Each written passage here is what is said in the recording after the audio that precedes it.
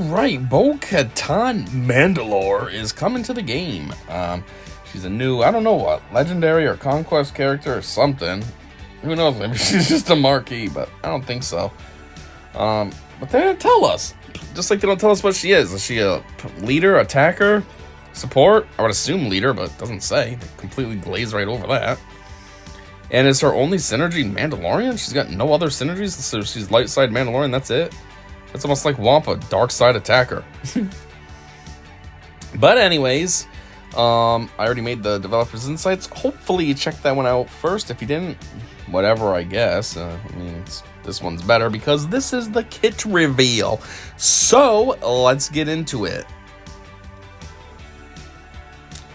Alright, per their usual, they get these all super tiny. So the first one is a frontal assault.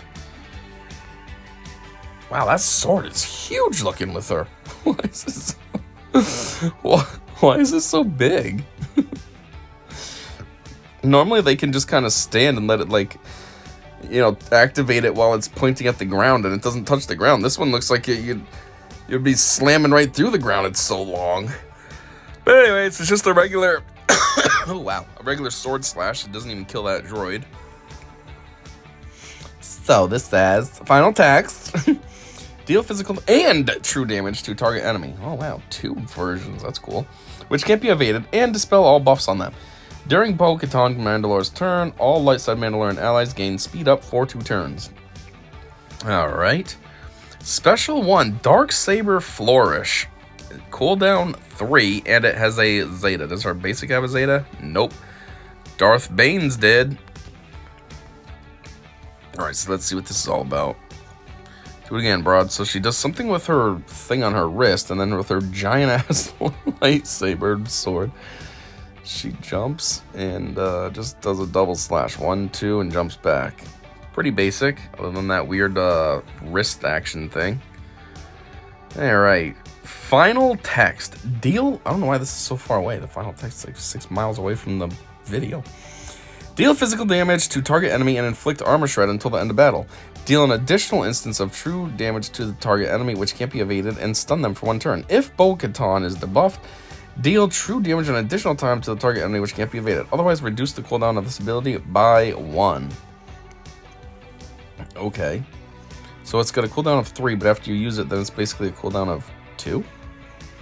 And, how many times are we attacking? That's 3 times, right? It says deal physical damage, that's 1.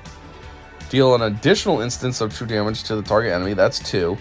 And stun them. And then it says, if she's debuffed, do it a 3rd time. Yeah, so that's actually kind of cool. 3 hits, true damage. Potentially, that could actually be a lot of damage. If there's no limitation, no reductions, I mean, in the amount of damage, 3 attacks at full power? It's not that bad. Special 2, reinforcements have arrived. Cooldown 4. There's a Zeta and an Omicron, tier 3. Whatever the heck that means. What does tier 3 mean? What are you talking about? I don't know. Anyways, what is this looking like? Oh, wow. Oh, wow. Wait, what? What is happening? Hold on a minute. That was a lot. So she swings, flies up, he shoots. She cuts, he shoots again. She cuts again, he shoots again, right? No, so that's like 5 attacks. 1, 2, 3, 4, 5. Wow. Hopefully they're... Wow. Depending on if there's restrictions or limitations, whatever you want to call it, that could be a serious move right there. Jeez. Let's see. Final text. Deal physical damage to target enemy. Dispel all debuffs from all light side Mandalorian allies. Call them all to assist. Jeez, we're watching it with just Paz and her. So all of them are assisting? Twice? Dealing 50% less damage. That's not bad, actually. Yeah, it's a reduction, but 50%? Plus they attack twice, so that's basically like a full hit. So you got your full squad doing a full hit? And then they gain 3 stacks of Ancestral Resolve, max 100 until the end of the encounter, which can't be copied, dispelled, or prevented. Jeez. Ancestral Resolve. What does that do? It does plus 2% defense and plus 1% max health. Whenever this character deals true damage, deal additional true damage based on the number of stacks, which can't be evaded. Jeez. Alright. And then in Grand Arenas, it says, light side Mandalorian allies gain an additional 2 stacks of Ancestral Resolve. If another light side Mandalorian ally wasn't able to assist, they instead gain a bonus turn. Okay, that's really not that good for a Grand Arena thing. I mean, Omicron. That's it. I mean, yeah, the Ancestral Resolve does do some good stuff for you. So if you're gaining 2 additional, that means you're getting 5. But that's it. And then if somebody couldn't assist, which I don't know why, they were stunned or something, I guess, then they get a bonus turn. That's kind of wussy. That's an Omicron? No, thank you. Unique 1 for Mandalore. It has an Omicron also. And tier 1, whatever the fuck that means. Final text. True damage Bo-Katan Mandalore deals from Ancestral Resolve is tripled. This damage is then doubled against enemies with bonus protection. What? So you're saying it's like 6 times as much? What? Oh, you got bonus protection? Here's 6 times as much damage. If all allies were light side Mandalorian at the start of battle, Bo-Katan Mandalore takes reduced damage from percent health damage effects and recovers 50% health whenever an ally is defeated for the first time, excluding summoned allies. I don't think there is anybody summoned, though, for Mandalorian. She gains 50% defense, stacking, max 200% for each debuff on her, and an additional 200% defense stacking for each other... What? Light side Mandalorian ally who has not yet been defeated.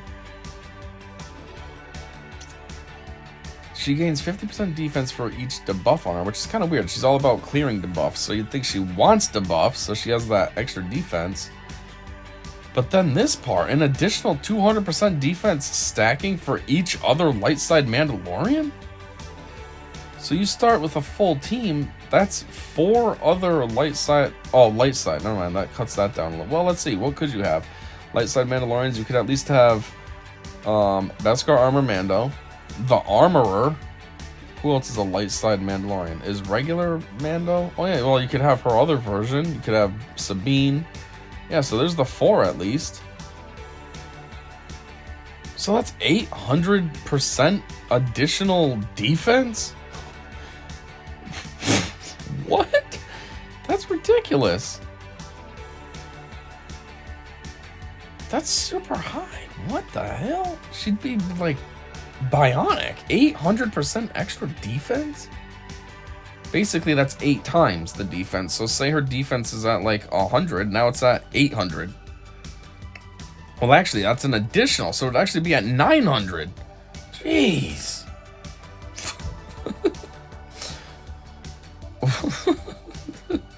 That's ridiculous. Anyways, while in Grand Arenas, Bo-Katan Mandalore is immune to daze. If all allies were light side Mandalorian at the start of battle, Bo-Katan Mandalore ignores taunt effects. And whenever an ally is defeated for the first time, she gains 20% of their max health and offense stacking until the end of battle. She gains theirs now, huh? See, that's a lot better for Grand Arena Omicron than the other one. The other one was pretty worthless. This one's not bad. She's immune to daze, so that's good. If all the allies were light side Mandalorian, which sounds like that's what you're going to want to do, especially just for this unique, then she ignores taunts, so that's good. And whenever an ally is defeated for the first time, so that means that they could be revived, but the first time they're killed, she gains 20% of their max health and offense. So now, geez, she has a ridiculous... Well, she would actually lose some of her defense in that case. So if you lose one character, she'd be down to 600% defense, but then she'd be ramped up with more health and more offense.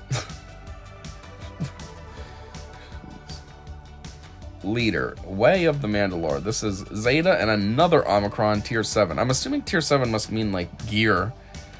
Like gear 7, this leader ability unlocks or something. Final text.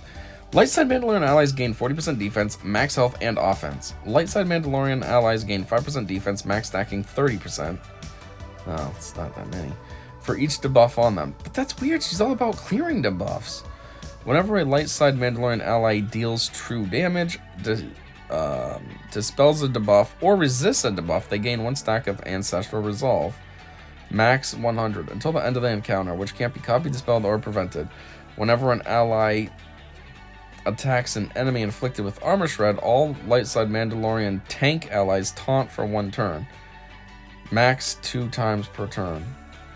Oh, What is there for Mandalorian tanks? Is it just Paz, however you say his name? I forgot about him. Paz Vizsla.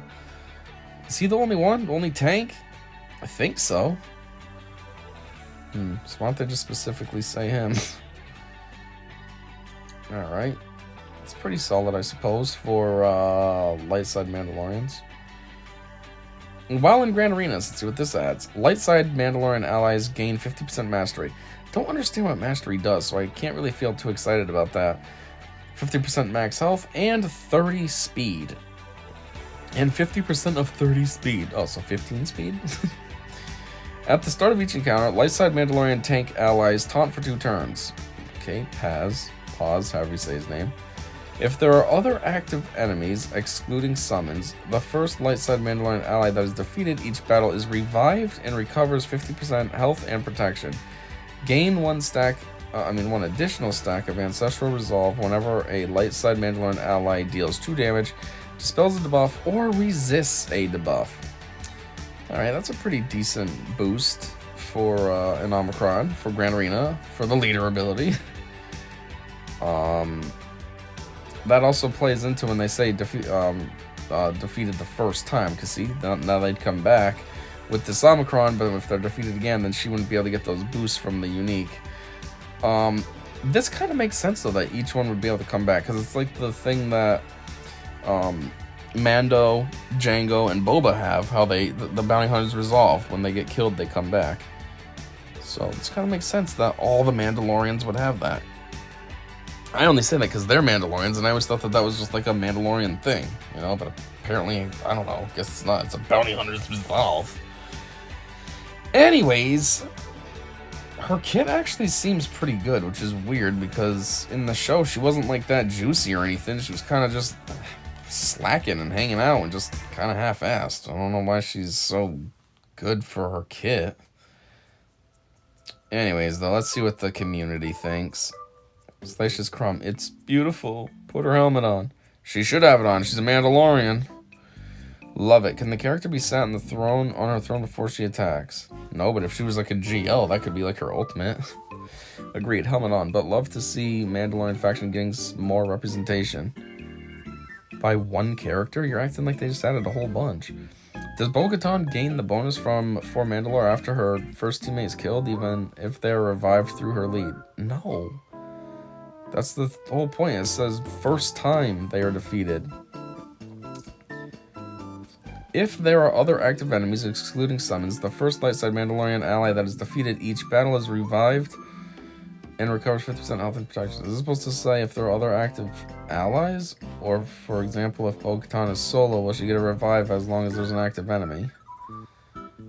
No, I think it's saying enemies. So if she's solo, she'll get a revive as long as there's enemies. What are her tags, boss? Obviously Mandalorian and leader. Attack, support, be nice to know. That's what I've been saying. What is she?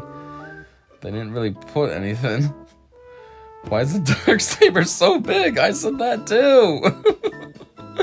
All these other people are noticing these stupid things. It's so long.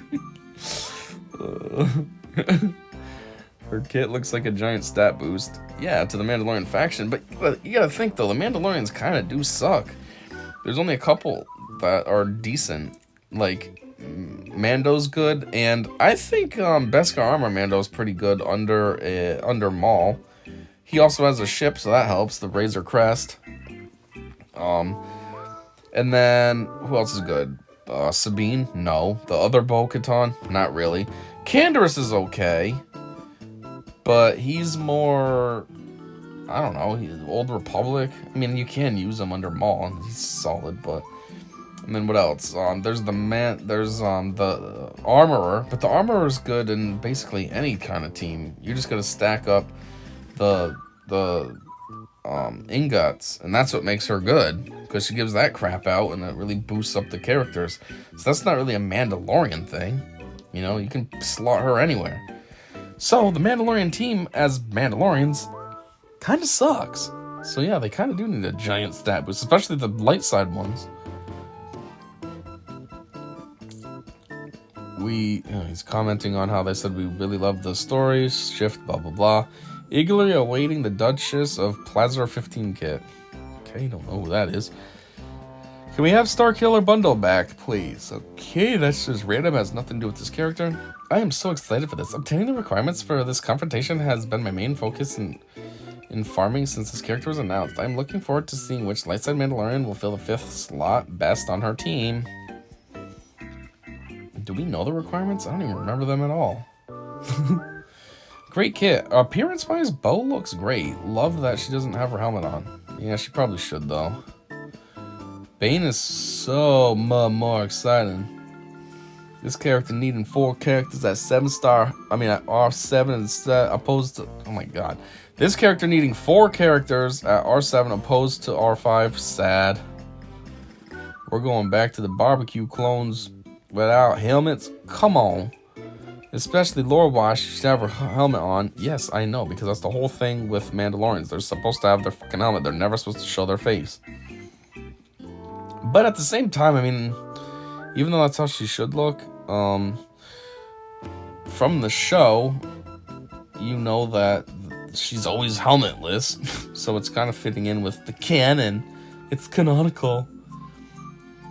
Will this event be permanently available or just for a short period of time, like JKCK? Who's that, Jenny Knight, Cal Kestis? Yeah.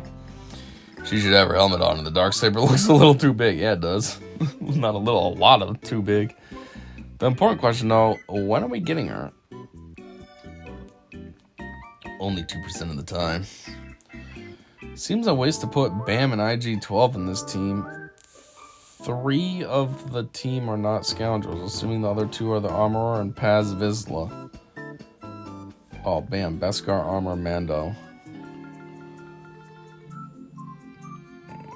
Bruh, enough with the Omicrons. Can you make a character generically good again? Scout Trooper was nice, but then y'all were like, whoops, sorry, we forgot to add a ceiling to this guy's kit. Why are all new characters mid except in one specific mode of the game? You know, that is actually pretty true. They all do kind of suck, and then they slap on Omicrons to make them good, but then they're only good in whatever that is. So then you hope for the best, like Grand Arena, so then you can use it the most, but a lot of times they're like, we put it on for territory battles, and you're like, cool, I don't care about that at all. But, yeah, I don't remember the Scout Trooper situation. I mean, I sort of do. I do remember it was something came up like, whoopsies, but I don't remember all the details. But yeah, why can't they just make somebody good that don't need Omicrons? I forgot about that. I never even thought of that until this guy said it. He's got a point. That is true. Like, if you took the Omicrons off of Bo-Katan, our kit's actually not that good. It's the Omicrons that make it stand out like, damn! Like that leader ability, how they all revive once and everything. Without that, it's just regular. Okay, they get a little bit of stat boost, 40% this and that. Oh, okay. Anyways, the lack of interaction with this kit speaks volumes. Just shows how much more excited everyone is about Bane and the lack of hype for Bo. Bo is spitting teams... What? Spitting teams up F2P players have used to counter GLs like Bam for Lord Vader and Armorer. Bane will make C viable with the 2 of them, yes. But come on, CG. And you made it an R7 requirement, unlike Afro and Starkiller, who only required R5 characters that lifted factions. L character. Also, is there a release date so we can at least prepare? This guy goes and makes fun of Bo, like, oh, Bo sucks, L character, and then like, by the way, when can I get this? This, especially since this character is touted to be in the ballpark of Gas, who doesn't have any favored game modes. This is in reference to that other character that said, can you make characters generic? I mean, the other player that said, can you make characters generically good instead of Omicrons? And in the ballpark of Gas. Yeah, Gas doesn't have any Omicrons, so, I don't think she's in the ballpark as him. He's naturally good. She sucks until Omicrons come in. Very likely tomorrow, Thursday, like a marquee. No Q&A, so we can all ask why no Scoundrel Energy for Bam's damage immunity. Bam touch-up. Oh, there's just no... Yeah, that's right, there was no Q&A. Normally it says at the bottom, link here. That's weird. I think Bam touch-up is very unlikely. Otherwise, they wouldn't bother making that IG-12 unique that specifically makes him Scoundrel when with Bam. No, no, no. The great grumpy lady herself, Beskar Grogu when? Never. He's. Why would there be a Beskar Grogu? I mean, yeah, you got that little chainmail thing, but what? Anyways, there it is, the kit reveal for the new Bo-Katan. Honestly, I don't really care about her. She's whatever. She's just a stupid character that I don't really like as it is. And I don't really care about her, about getting her. I don't even know what her requirements are. That's how little I care. But hey, there it is. For anybody that's a big fan of her or just loves Mandalorians or something, there it is. Check it out. And yeah, in general, thanks for checking this out with me. And until next time, I said see ya.